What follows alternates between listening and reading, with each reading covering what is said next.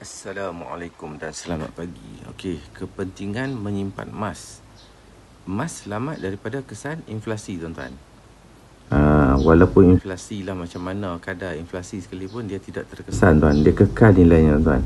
Kuasa belinya kekal sepanjang zaman. Contoh, tuan-tuan. Tuan-tuan tengok ni 1 dinar ni.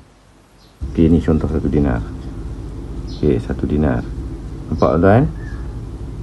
Okey, 1 dinar ni, dia punya maklumat dia 4.25 gram. 1 dinar ni zaman Rasulullah dulu 1400 tahun dulu, 1000 tahun, tuan-tuan, bukan 10 tahun dulu, 1000 tahun dulu. 1000 tahun, 1400 tahun dulu boleh beli seekor kambing, tuan-tuan. Dan sekarang hari ni dengan 1 dinar pun kita boleh beli seekor kambing, malah ada duit lebih lagi, tuan-tuan. Sekarang 1 dinar bernilai RM2000. Kambing baru 1000 lebih, tuan, 1200. So ada duit lebih lagi. Jadi emas ni mengekalkan kuasa belinya, tuan-tuan. So simpanlah emas, tuan-tuan. Macam mana nak simpan?